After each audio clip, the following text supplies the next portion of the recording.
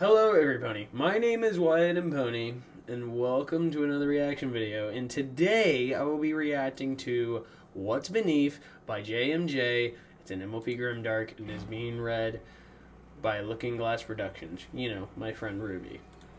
Which I know is, by the way, editing this video. Hi Ruby. But I might as well break out the old Sprite can. Good lord, I'm about to soda pop this bitch. My little soda pop. Alright.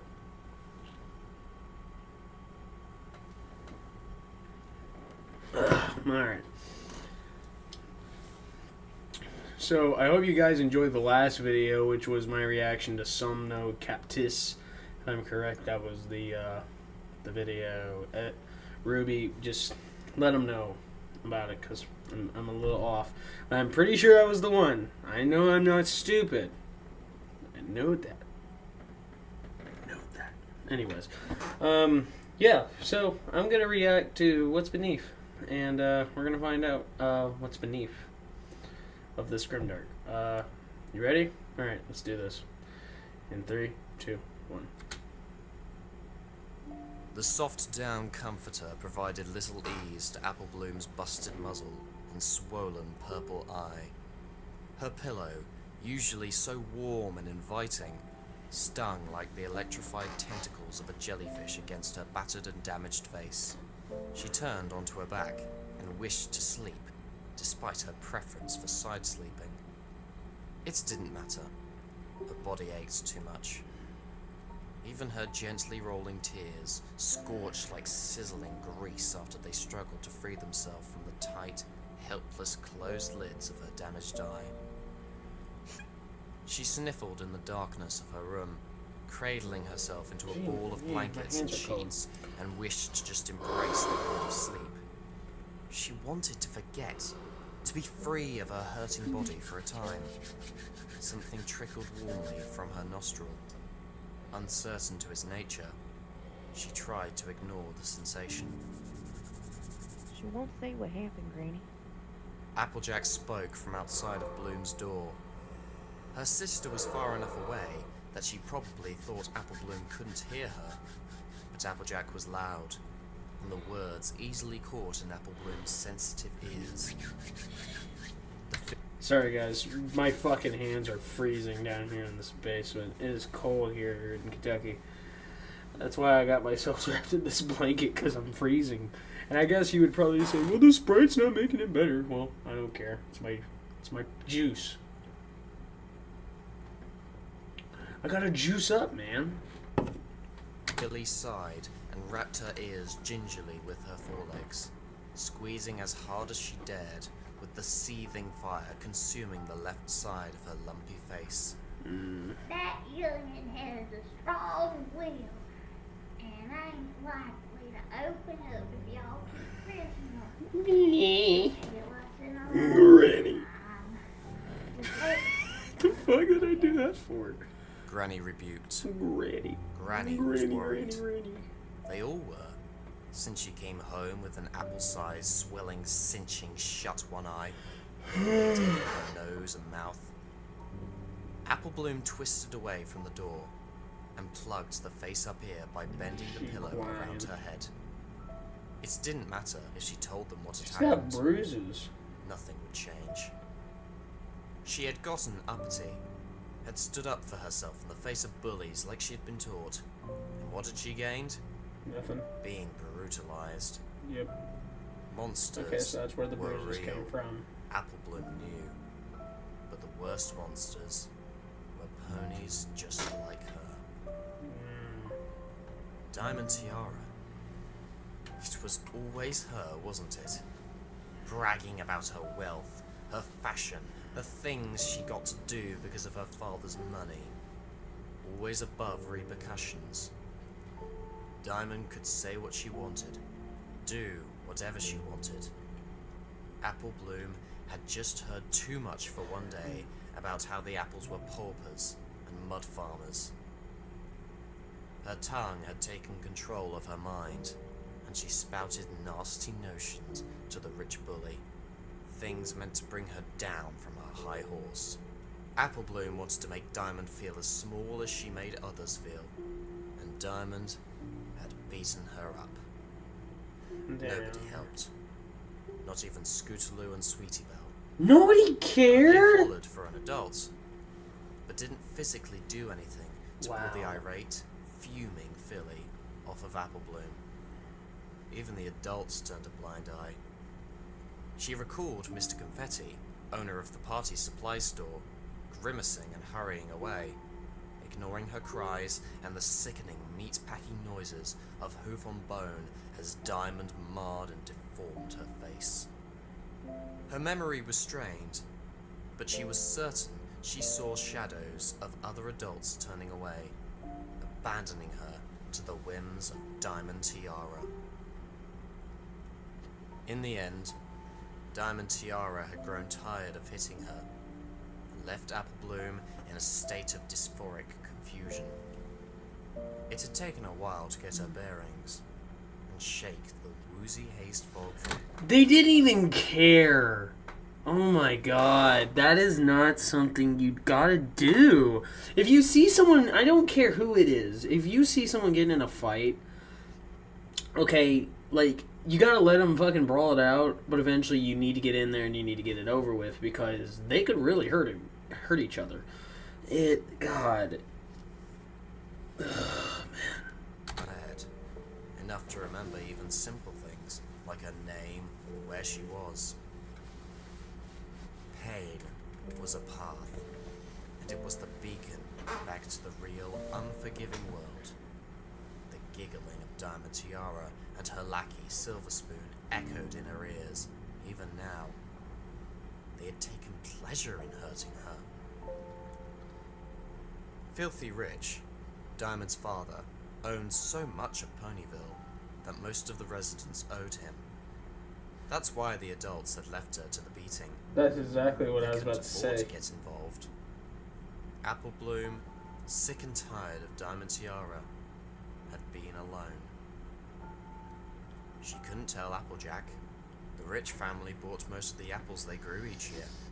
They had the power to cause significant damage to Apple Bloom's family finances. She'd just have to make up some lie to tell. The thought made her queasy, and something like a lump of coal felt lodged in her chest. She couldn't even tell her family the truth when it came to Diamond Tiara.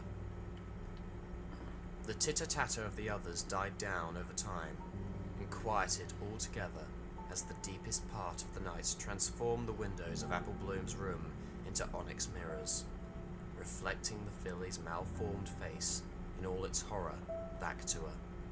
She lay transfixed by her own ugliness for a long time. On the verge of crying, she stared for what seemed an eternity. A voice called from under the bed, shrill like hooves on a chalkboard, but somehow thick like What the dripping honey. hell? The filly fumbled a weak smile, rolled to peek over the ledge of the bed. Mr. Coochie.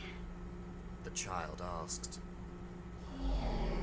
What the fuck? The answer sounded like a crunch of broken Ooh, is that what's glass. beneath? Mr. Coochie, how are you tonight? She asked, Is it gonna go here again? voice teetering on the edge of sobbing. Words hurt her mouth as she formed them, and the pain reached like billowing willow branches into the deeper recesses of her head. She couldn't recall when Mr. Crunchy first came to her. She Crunchy. was certain it had been a long time.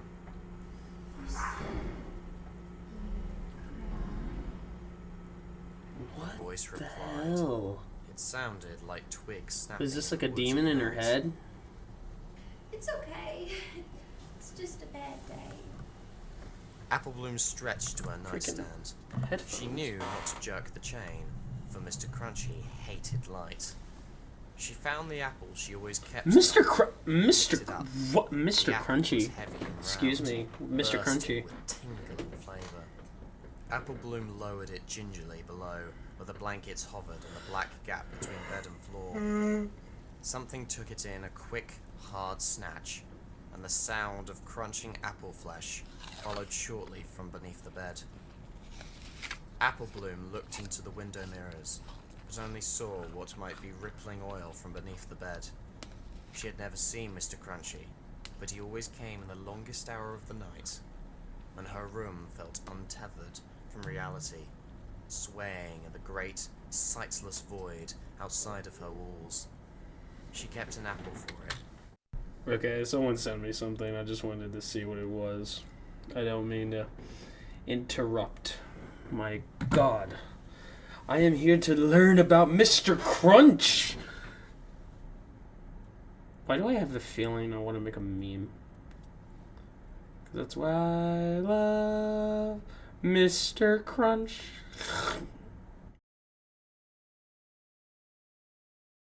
Crunches when it crunches. That's why I love Mr. Crunch.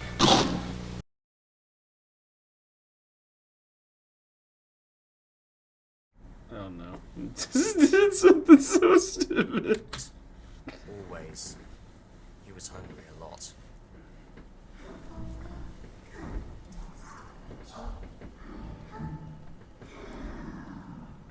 Oh, The so it's thing like said like a splintering tree. What is it? Is it a Apple Bloom was ghost? quiet, but A began ghost to sniffle Raggy. and then sob. She hadn't cried on the streets of Ponyville, nor to her family when they demanded an answer for her state. She Gee, held she's strong, bruised up like an apple bad. should. She had held back the emotions, but the dam was cracked from holding in the truth. Finally, it broke, and she wailed into her pillow and wiped at her bulging, throbbing eye. The voice below was silent as she did so. Whether it was listening or had gone, Apple Bloom couldn't tell. After a time, she regained control of herself and felt a little better. I don't know if you're still there, but I need to talk, even if it is just to get it off my chest. This mean rich girl beat me up today. She's snobby and thinks she's so much better than everyone else just because her family is wealthy. Excuse me? What did you just say? What did she say? Excuse me, the word is every penny. Thank you very much. You must keep it to character. You know what I'm saying? I'm acting such a fucking idiot. No disrespect, okay? But just, my gosh! Keep it to the character, please! For the love of goodness gracious. Everybody in town is scared of her dad. Oh my God. Oh, oh, oh my gosh, I need my Sprite. Oh my gosh, I got Sprite all over my face because it's just, that's how I feel about this. Get the blanket off, I need a shirt. Like, my goodness, please. Ruby, you got some explaining to do. Like, what is it? Or wait, actually, this is by JMJ. JMJ, what are you thinking when you write your stories? You better know what you're writing about. Keep it in the story of the characters. I don't even know if you can understand what I'm saying, but if you can, Ruby will probably translate it. So, yeah. Let her do whatever she wants. Uh-huh. I told her she was a brat and everyone hated her. But money doesn't mean she can put everyone around and make them feel bad. Then she knocked me down and hit me over and over. Nobody would help. Not even my friends. Not even my friends. Again, her heart hurt at the thought of Scootaloo and Sweetie Belle. Where had I'm sorry if I'm chuckling a little bit. It sounded like I know she was saying her friends, but it almost sounded like at the end there that she was saying her fans. Not even my friends. Did you hear that? It sounds like she's saying, not even my friends, not even my fans. Do you hear it, Ruby? I'll back it up one more time.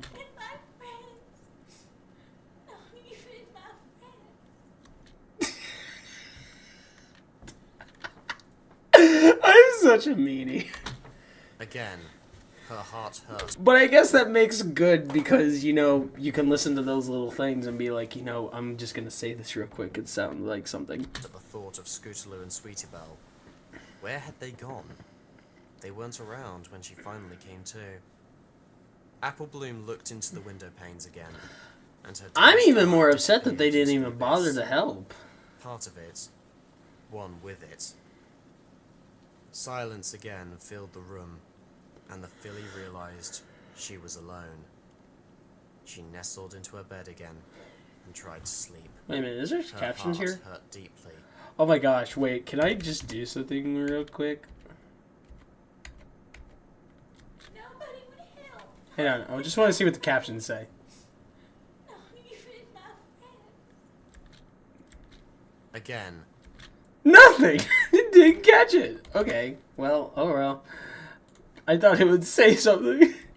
part of it, Because I know people will go in the comments and they'll say, like, do you know the timeline said something that this is what the subtitles thought that they heard of the auto-generated thing? You know what I mean. Anyways, back to one it. with it.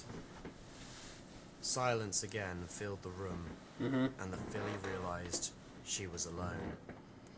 She nestled into her bed again and tried to sleep. Her heart hurt deeply, and she realized that she wasn't just upset. She hated Diamond Tiara. She'd never felt hatred before, but now it scratched at her innards like a beast.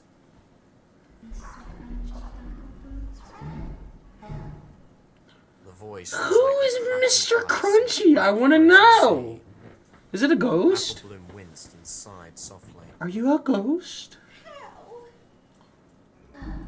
This Cruncher? And sat up in her bed. What? I hate her, Mr. Crunchy, but it's wrong to... She paused. Diamond Tiara's family had all of Ponyville in their grasp. They hurt her friends in so many ways. What do you mean, Cruncher? Like, what? Made those She can't who eat her. dared to question their actions pay. Nobody in town was safe from them. The rich family were monsters.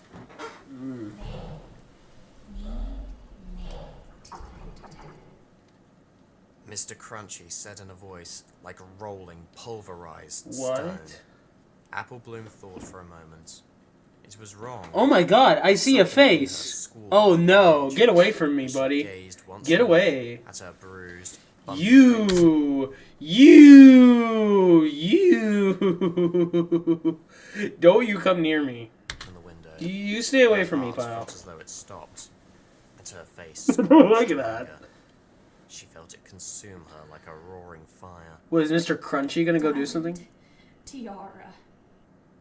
She didn't hear the owner of the voice disappear, but felt its presence dissipate. She knew she should feel bad, but she didn't. She felt good. Great, in fact. Her bed felt more comfortable suddenly, and sleep stroked at her injuries, soothing them as she floated down into the pillows. Yeah, that face.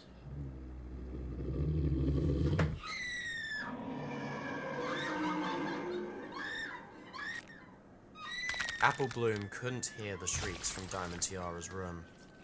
She couldn't feel the breaking bones or the splintering, jagged teeth that consumed the bully. She wouldn't see the stringy, torn remains of what used to be Filthy Rich's daughter the next morning. All she felt was warmth. Monsters were real. Apple Bloom knew. But the worst were ponies, just like her. Damn! Mr. Crunchy! What the hell? Who voiced who? Sprouse Sidey voiced Mr. Crunchy. My God. Damn, Mr. Crunchy. He gonna get you. So good. Damn, that was good. That was spooky. That was a little spooky. That was a little spooky. That was pretty good. That was good. That was actually good. That was pretty moderately scary. Just at the very end there. Man, Mr. Crunchy. She took care of... he took care of the bully for you, Apple Blue. He took care of her. I guess he ate her. Yeah, I mean, his name is Mr. Crunchy, so he ate her. Anyways, thank you, everybody, so much for watching. Be sure to like, subscribe, hit the bell to be notified. Be sure to comment down below. Be sure to comment down below your thoughts and suggestions. Be sure to check out my buddy Ruby, Looking Glass Productions. Link in the channel will be in the description below. Be sure to check out the original video. Link in the description below. And yeah, that's about it. And with Mecha being out, this video will probably be uploaded here in December. So be looking forward to that. Mecha will be back next year. Can't wait. But thank you. And as always, I will see all of you in the next video. Bye-bye.